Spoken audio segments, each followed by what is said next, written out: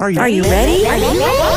Let's go! Don't you sometimes just want to talk about everything? You know, there's days when you can just talk about anything. Need to sit back and chat about nothing at all? Nothing But Julie, coming at you with fun and creative topics and interviews. Did you hear Julie's podcast? She's got the greatest topics. Come join the chat about everything, anything, and nothing. So unwind and tune in to Nothing But Julie. Great topics and cool interviews with some pretty awesome people. And now, without further delay, here's Nothing But Julie.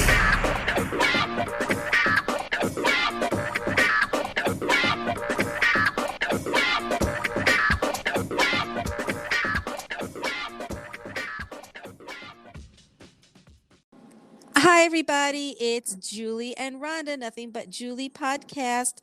Thanks so much for joining us. Hi, Rhonda. Hi, Julie. How are you? I'm doing great. And how are you doing? I'm good. I've recovered from my second vaccine, and so I'm feeling good. Fantastic. Hopefully, when we have to get a booster, which I know we're going to have to get, hopefully it won't be bad for you, you know? I was thinking about that, and I just thought, I got the first two on a Friday, so, I will be working then. I'll just have to get it on a Friday after school when I don't have anything. That way I can rest. And, the sense of, and this, you said this and other people have said it, that when they get that second shot, sometimes when they get the first shot, they get this sense of relief, like, this is coming to an end, or I feel so much more protected now. Not that some people will change what they've been doing, wearing masks and socially distancing. Everybody can do still what is best for them, but still knowing that you are now, your body is building these antibodies is a relief for so many people. It is. And I've cried both times I got from relief. Yeah, it's been a scary time and a questionable time, and a lot of people we've gone through a lot of change, good and bad, because of COVID, and finally I can see the clouds starting to part, and it's unfortunate because I think about places like India where it's been hit so hard. Yes. And so many people are dying from this, and it's very scary with what's going on there, more than what was happening here. It reminds me of when it first hit, and we didn't know what it was and what was going on, and then we started hearing more about it, and the CDC was scrambling to come up with answers with what this was. They didn't even know. And then when we finally found out what it was and what we have to do, and the lockdown, and here we are almost 15 months later, and India, it's like it's starting. Yes, it is. And I heard they don't have access to the vaccines either.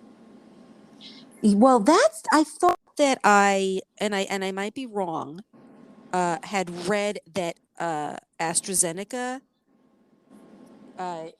that particular vaccine has been sent over there to help. Okay. But wow, it's just incredible what this particular virus has done to all of us, and now in America being able to loosen some restrictions and kind of see the light. I hope that this does not happen in our lifetime again. Having this kind of a virus, but that kind of brings me to our topic. We're going to discuss knowing when it's time to move on.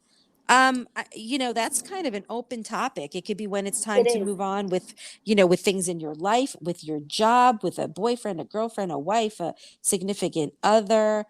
Why don't you talk about something in your life where you knew that it was time, to move on from?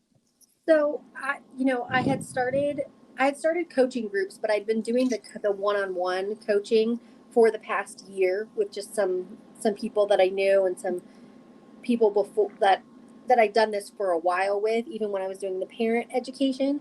Mm-hmm. And I was really have was really have been stressed out recently trying to run social medias for my apparel business, this coaching business, make everything for my apparel business, and then make content, videos for the coaching groups for that. And so I thought, like, this is not fun. And I am going back to teaching in the fall. And I thought, there's no way I can do all of these things well. And so I think if you're going to be a coach and people are going to depend on you, you need to be able to focus on them. Right. And just for instance, I had 10 one-to-one clients. And so they each get an hour phone call or like Zoom, FaceTime call, whatever, a week. And then in preparation for that, they, email me with like everything that they want to work on that week. And then afterwards, I email them a plan and a thing that we talked about. So it's a lot of work for each one-to-one client. And they also, email several times a day, usually about things. So each one-to-one client takes quite a bit of time. And I had 10 of those. And then I'd added the groups, which don't take as much time, but I still have to, plan for them and what our theme is going to be and what skills are we going to learn as far as like coping skills or different things. And so it was a lot. And I think if it was my only endeavor, I would really enjoy it, but it's not. And I thought there's no way I can keep this schedule. And so I closed down the groups first, and I've been slowly finding my one-to-one clients a new coach. Good. Good. And as a coach, you don't really it's not like a therapist or a counselor or a psychiatrist. There's not that code of ethics that says you can't just dump them. Right. But it wouldn't sit well with me to just be like, well, I'm done. Good luck. So I found other groups that were in the same price range as the ones I was offering for people to go join. And of course we ended, where nobody was paying for something they didn't get, and I've helped everyone find a new coach. So I feel good about it. But for me, I just knew it was too much. And so it was time for me to move on from that. Well, good. I mean, I think it's hard when you do enjoy doing something, but you're realizing that you just don't have the time. And okay, so what is it that I need to kind of loosen the reins with? So when you have so much going on, instead of just one job, it might be harder, but it's just really, I think it's just hard in general, really trying to figure out when the time has come. For me, I'm really good with that. I'm really good with saying, all right, I'm done.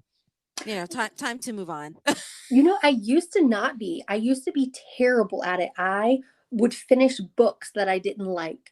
I would sit through movies that I didn't like just because I felt like this obligation. Right. And then it wasn't until, I was teaching already, and a colleague of mine, he would get students to read so much in his class. And I was like, how do you get them to read so much on their own? And so he introduced me to this Reader's Bill of Rights. And it says that as a reader, you have the right to stop reading something you don't like. At any time, you can just put it down. And I thought, I can just put it down. It was revolutionary to me that I could just not read a terrible book. It's funny because sometimes until you're actually told something that's so obvious, but someone else is telling you it. For some reason, it's all of a sudden like, oh, right. Oh, okay, I can stop reading this book I don't like. Right. And it's something as simple as a book. I mean, and it's true with big things. I have seen as a teacher, I've seen people seen these kids, and they'll be dating someone, and they've come to me and they're like, I don't want to hurt their feelings, but I don't want to date them anymore. And I said, well, just tell them, you don't have to. And they're like, but I'm going to hurt their feelings. I said, okay, well, yes, it might hurt their feelings, but ultimately, if you just stay with them, what's going to happen? You guys are going to graduate high school. You're going to get married to someone that you don't like. I was like, I think we're all like that in a way. But I will say that I've never stayed in a job I didn't love. Even when I was young, I was always looking for a better opportunity. And also I get very bored of the same old job day in and day out. I need diversity. And I hate to say the word bored, but it is true. There are some people who are totally fine doing the same thing for years and years, day in and day out. And for some, it becomes almost a comfort level. And I actually spoke about that in one of my Monday missions, where you just get so comfortable that you don't realize that you don't want to do what you're doing anymore. And how do you step outside of that comfort zone? And it's not always easy for people because you don't realize, hey, I don't have to do this anymore. Like this is, I can actually stop doing it. and Right. and you don't realize that sometimes you just get so comfortable that the realization of not doing it anymore is like, oh wait, really? Like I don't have to keep working. You just don't get that. But it's hard for a lot of people. And then people will get heart palpitations and anxiety and a feeling in their gut, so they know that they want to leave, they just don't know how to do it. Or you could be the one who's supporting your family, and it could be a gigantic move, and what if that other job, let's say, is not going to work out. But I've always looked at life like in a way where you always have to take chances, and if something doesn't work out, then something else will. And so when it comes to like work for me, I was always looking to get better and become more experienced and learn more skills. And so there was always a cap for me when I was working for different companies. I always knew that there would come a time where I would get bored of doing the same thing. And then I'd start thinking there's got to be something else that I can do that's bigger and better. And I would find it. Um, but that was with work. I mean, as far as life, like personal life goes, it's a little bit harder, to pull away from something that you're kind of like in your comfort zone with. And sometimes for a lot of people, they just don't know when it's time to end a friendship or end a relationship, or know that it's time to move on from something, like even let's just touch on the subject of abused women Oh, or yeah. even abused men in relationships, how hard that is. And people don't understand when you're not there, like how difficult it could be for, let's say, a woman to leave an abusive relationship. It's hard, it's scary, even Right. though they know that it's time to move on. It's Right. hard, and they It's can't hard. always do it.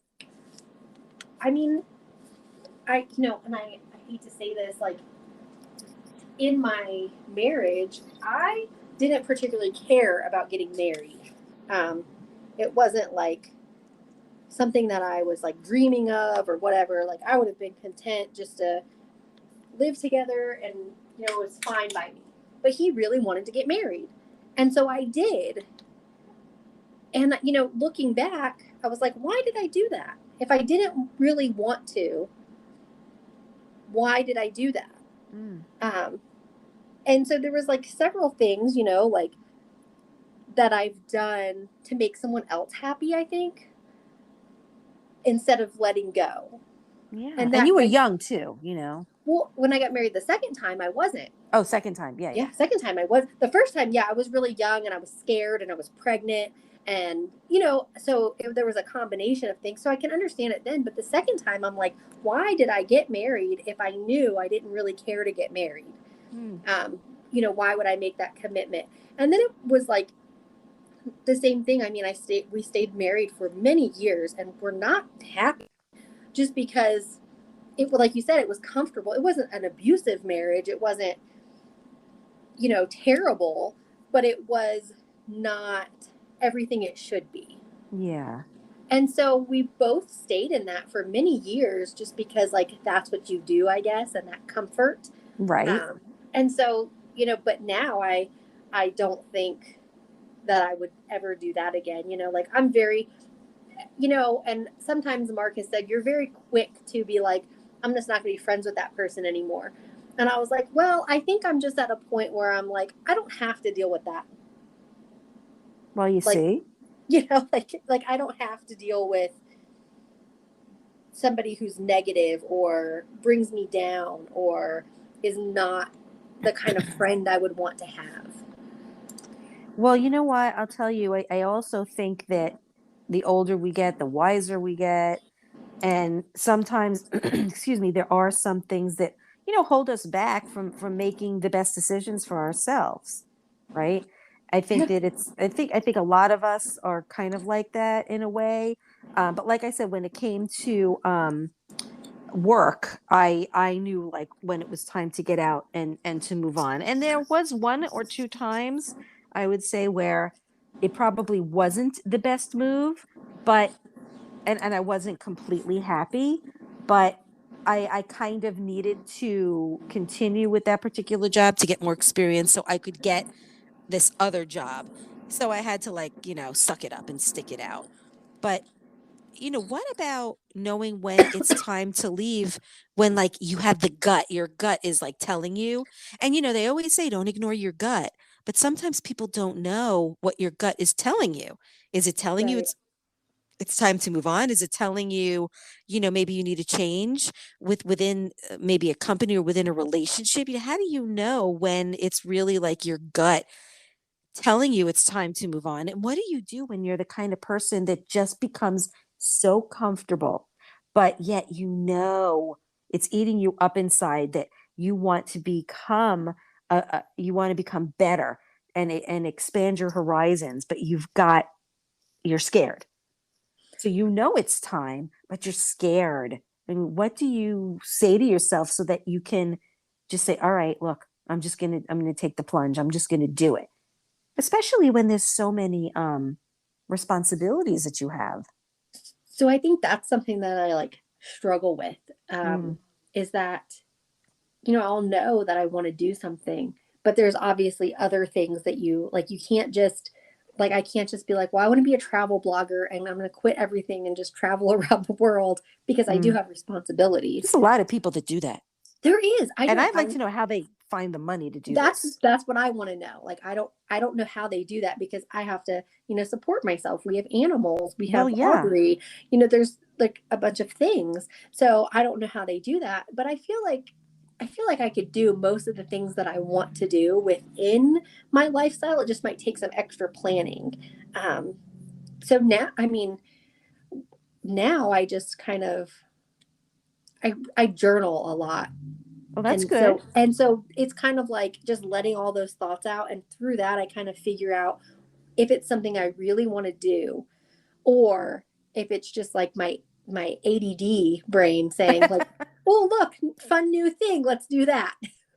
But you know what? Even if it is, so what? I mean, Right. we have such a short life on this earth that, holding yourself back from things,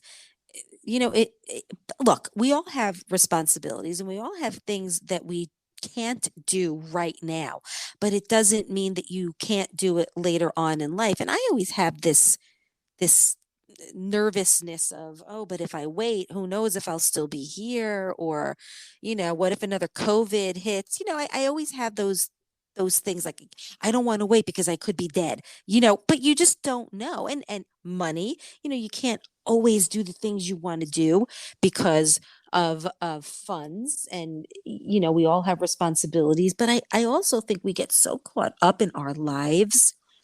And, they say like when you're raising a child, don't blink. When I moved to Florida from New York, I this was always my second home for vacationing.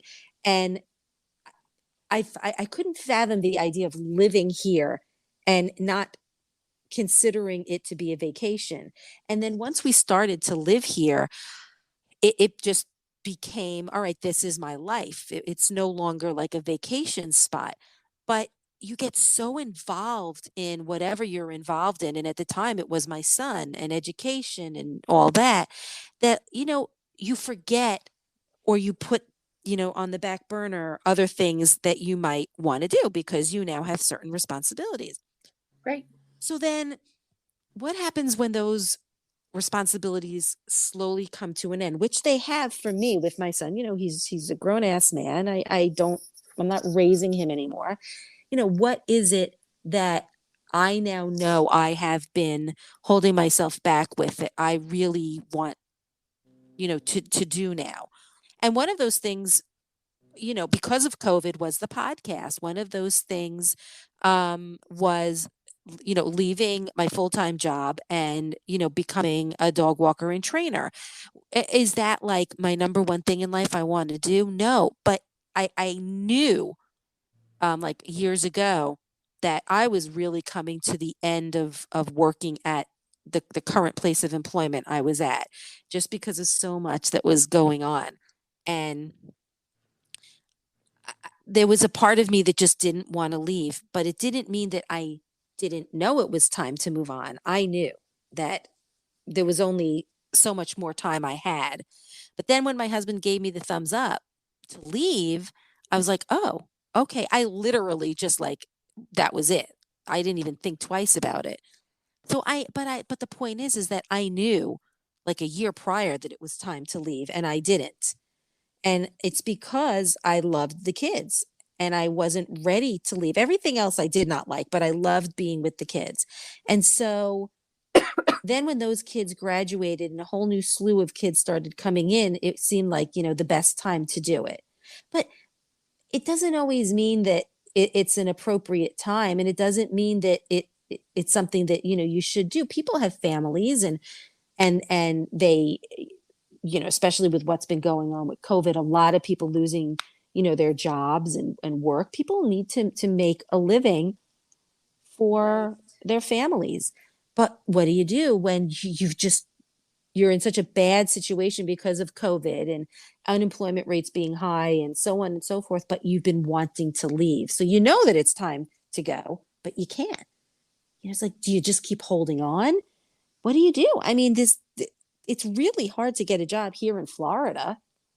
I mean, if you have the means and you have money saved, and there's something in your life that you've really wanted to do, and you can just say sayonara to your job, then yeah, more power to you. Oh, those travel bloggers, I think that because they're bloggers and or influencers, that they might get paid to travel. Oh, yeah, probably. And I'm sure like places that they stay, um, you know, give them a break, give them like Or special discounts or something. discounts and stuff, But so then, you know what? Then how do we know if the things they're writing about are truthful and they're not just being paid for right like to say those things. advertising? Well, that's Yeah. just it. You know, I know that there was a time in several times in my life where I knew that it was time to move on, and I didn't right away, especially with friendships, because I'm a fixer and I'm a believer that things will always Yeah. get better, and I would exhaust everything in my power just to make things work, and just keep trying until I knew, all right, I got to stop this. Like, it's just too much. And now, being a woman in my 50s, I'm like, as soon as I have that feeling, Rhonda, it's like, all right, I'm done. Like, I don't So even allow myself I to waste any of my positive energy on someone else's negative energy. so I think, and because Mark says that I'm really quick to cut people off now, and I Hmm. think it comes from all of those years of going so far past what I was comfortable with and letting people just be walking all over me for so long that Yeah. now I'm like, nope. You know what? I've always said that once you've kind of been down that road of dealing with hurt and pain and suffering and kind of doing things outside of your comfort zone, that it's just a matter of time before you are your whole brain is like ready to be what it wants to be. If you're friends with someone for years and you're like, all right, look, I'm done here. Like, I just can't be friends with this person anymore, right? You just have to move Right. on. And you're at the point where now you're in a different relationship with a different person, And it's like, all right, I can see things are starting to happen here that I am not comfortable with, and I am just not going to let it just take over me. This is going to be it for me.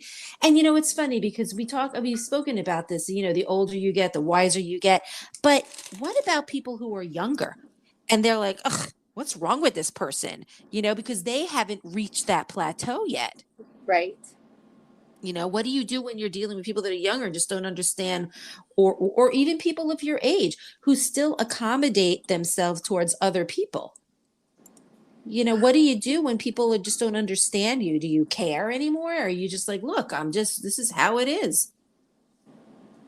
Yeah, that's how I am now. Like, I will give them a warning if I'll be like, look, this is not going to happen again. But then that's it. You get the one warning. Well, that's good because I've definitely become more of that person. I don't care anymore about I care more about myself, and I care more about my feelings than accommodating how somebody else might want me to act or might want me to feel. Does that make sense? Yeah. Yeah. Yeah. But you know what? My husband has worked for a company since before we were married. It's been almost 30 years. And the thing of it is that he never wants to leave. Like, he loves it. He absolutely loves his job. It is so hard for me to think of working for the same company for that long period of time. It is for me as well. Like, I've switched schools a lot in my teaching career, and everyone said, well, why did you switch, so often? And I said, because I just didn't love it there. Right. So, I didn't love it there, and there was another opportunity for me to move to, and so I did. There are some people that can do that from a young age without even thinking twice about it, and then there are others that have more difficulty with it. I've never had, when it comes to work, I've never had difficulty saying I'm done. This is it. Someone told me once, like, if you were to die, your job would have that job posting up the next day. Yep, you are indispensable.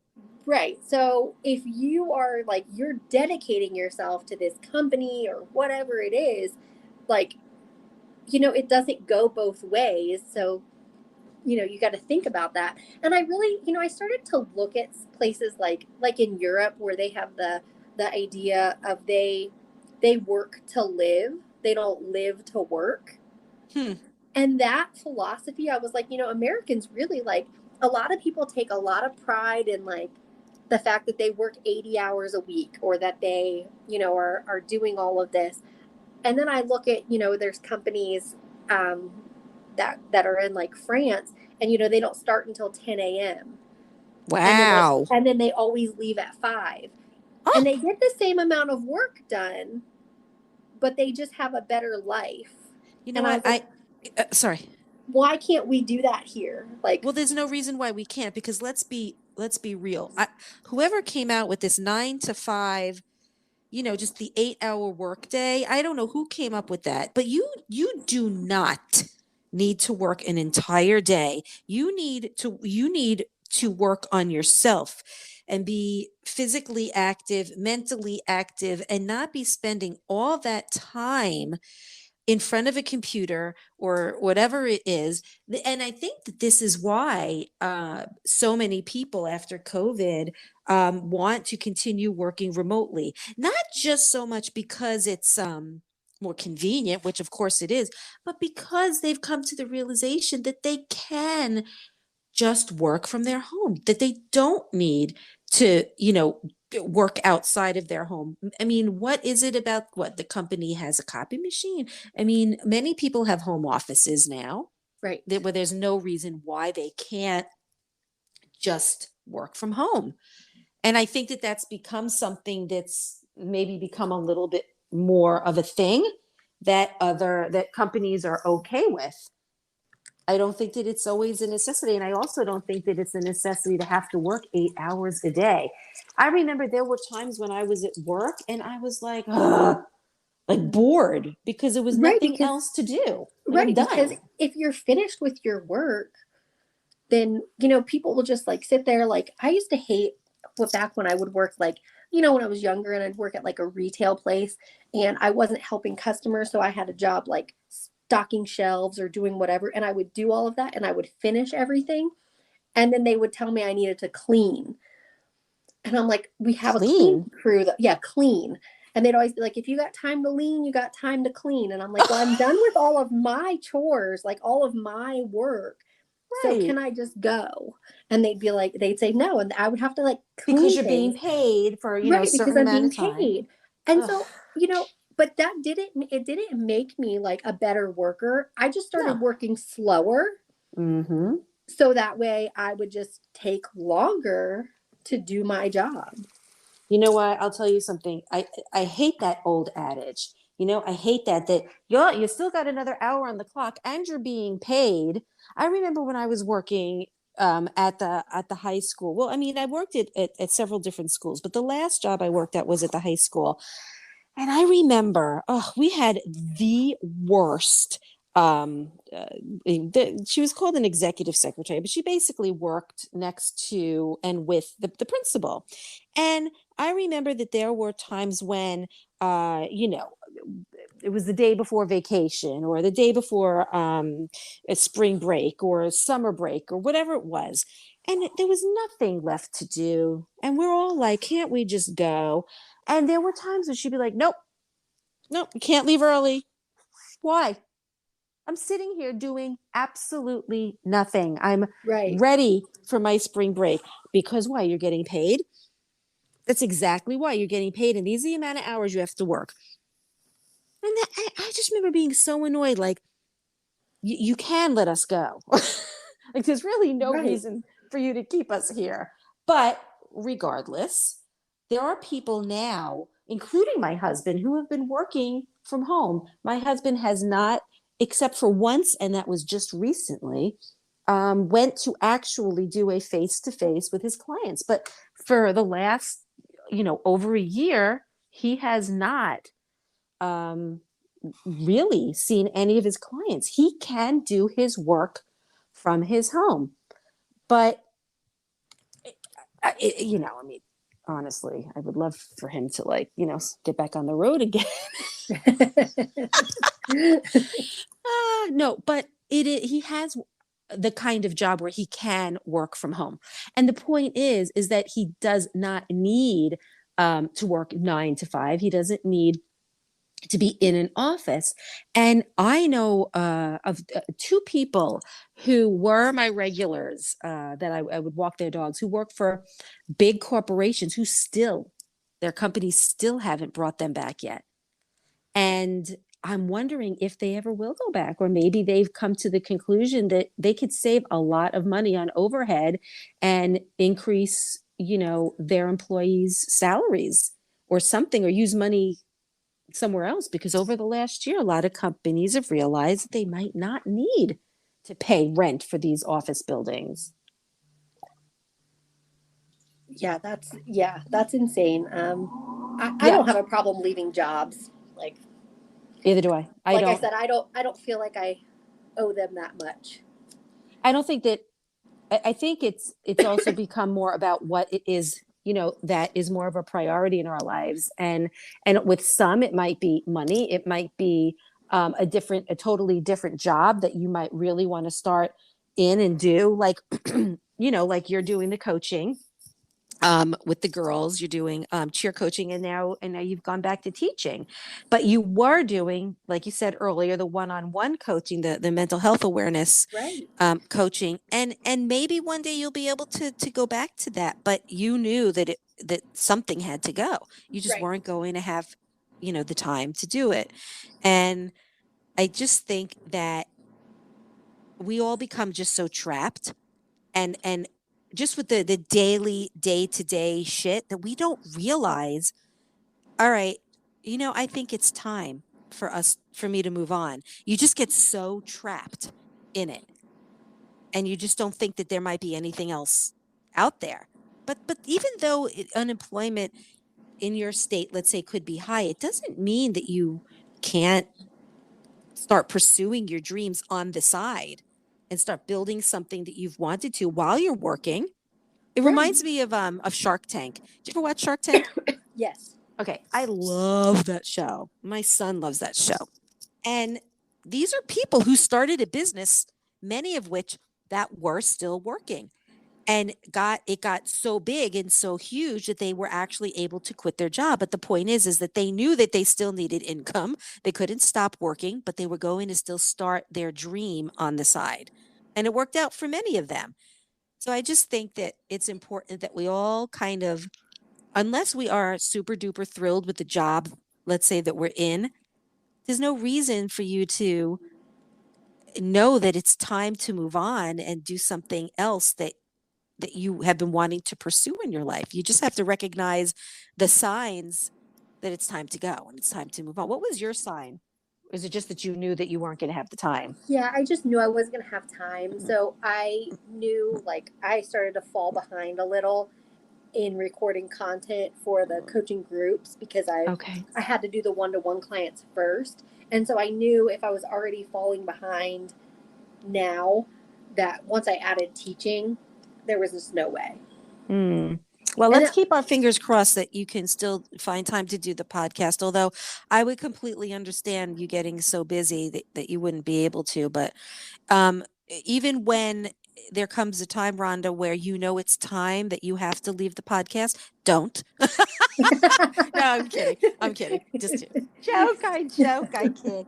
No, but look, I think it's great that you're doing the cheerleading and that you're going back to doing teaching, because I think that you're great at both of them, and you just have to know when it's time and sometimes just go with it and allow yourself to move on, because some people are just scared to do that, and you have to dig deep and say, what is it that's making me so scared? Why am I so afraid to move on? Is it just because I've become so comfortable? What is it? Right. Once you figure that out, and sometimes you don't have to figure it out. Sometimes you just have to say, I'm doing it. I'm scared to death, but I'm not going to let that hold me back, and just do it. Like the Nike ad, just do it. Just do it. Right?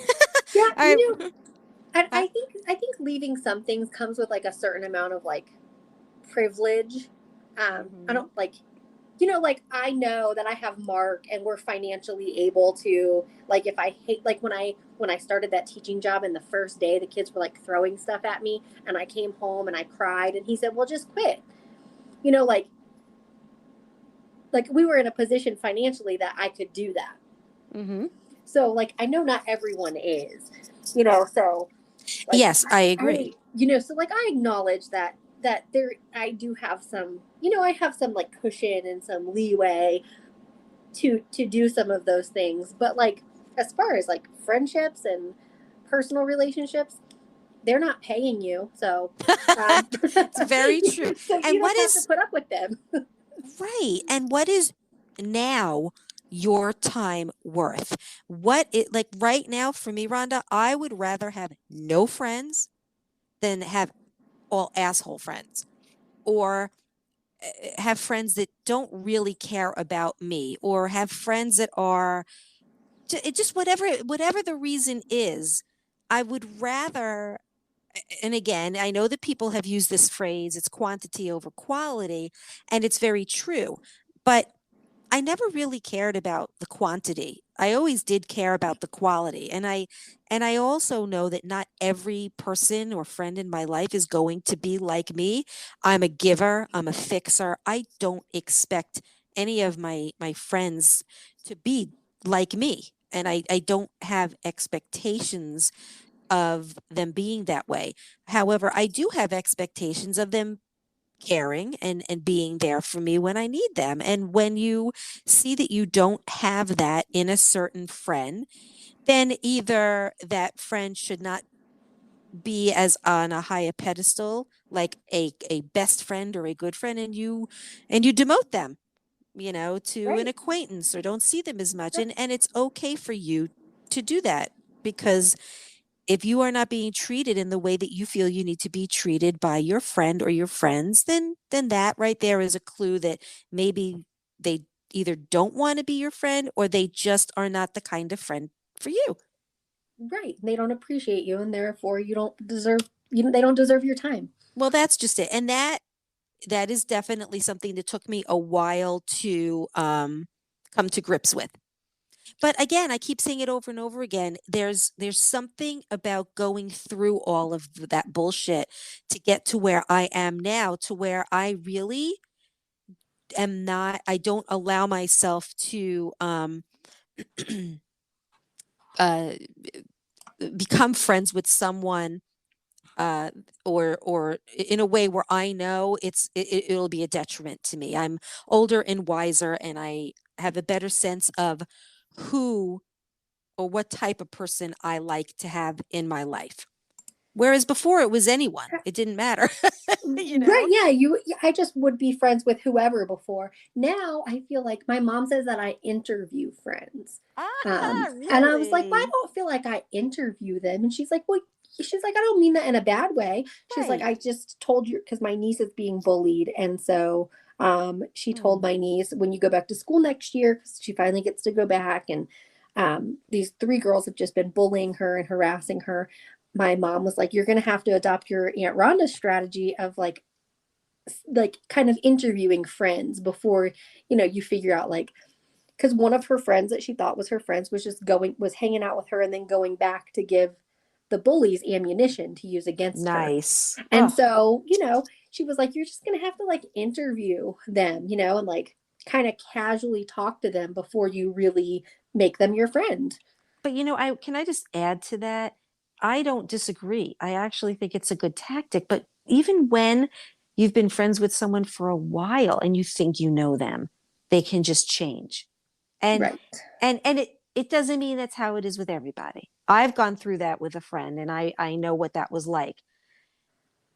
I think that sometimes you think you know someone, right? And then boom, they'll turn around and be a different person. But it doesn't mean that during the time you were friends that they weren't still that good friend for you and to you. There could have just been something that might have changed in them later on, or who knows.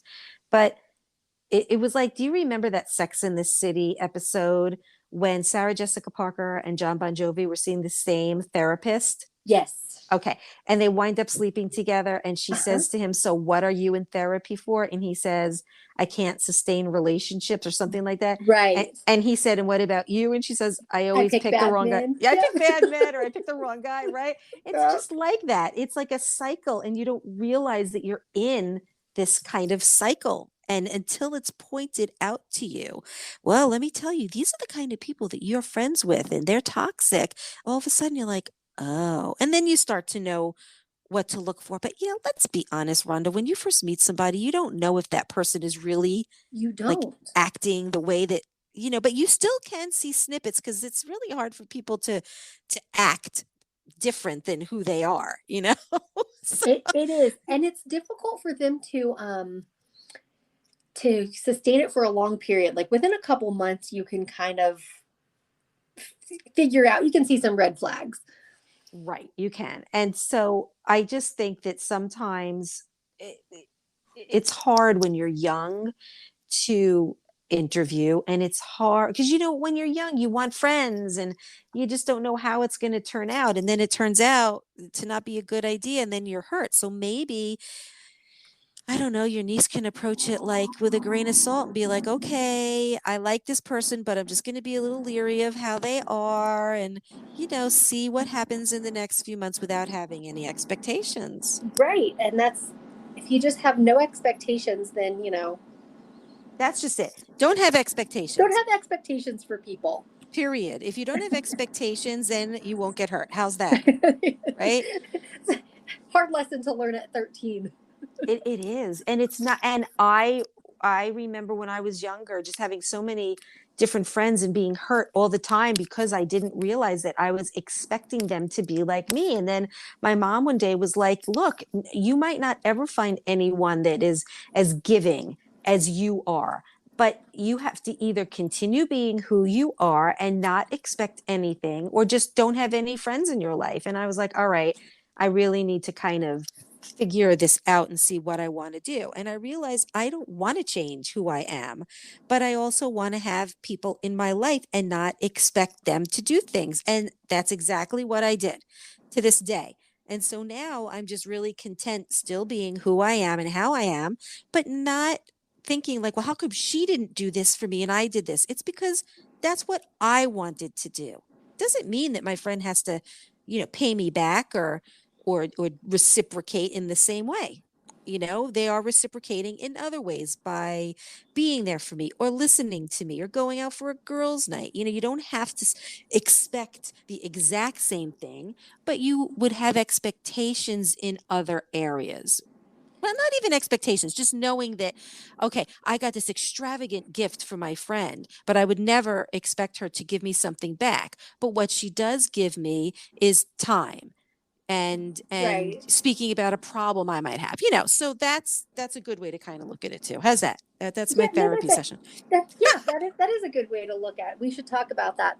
What is That's it? a The good, 5 types of love, how oh you give and God, receive love. Yeah, and we it's should talk about that. we should talk about that because that's kind of what you just hit on, like how you show your friendship versus how they show friendship. And I think understanding someone's like love language, Mm, because I had to figure out that with Mark because I am very much like a words of affirmation person. Like I will tell people, that I appreciate them, or I will always make sure that I tell them and that they know. But he's an acts of service, so he will just, like when I didn't feel good, like he brings me a cup of coffee in bed with some Motrin and says, like they said to take Motrin, like for right. him, that's him showing his love. Right. That's what I mean. There's different Yeah. ways of showing it other than doing the exact same thing. And so, but I struggled for a while because I like wanted to hear the words, Mm. and that's just not him. So, Well, then he's doing what he wants to do and in the way he wants to do it. And then you're doing other things the way you want to do it. right. And I just have to remind myself that like that's not his style. So he is Right. showing me that he loves me and cares about me, just in his style. Mm-hmm. So I have to In stop his getting way. I have to stop getting hung up on the words. Yeah, it's definitely not easy, I think, especially for women, because we're such emotional creatures to it's hard for us to get that word expect out of our head.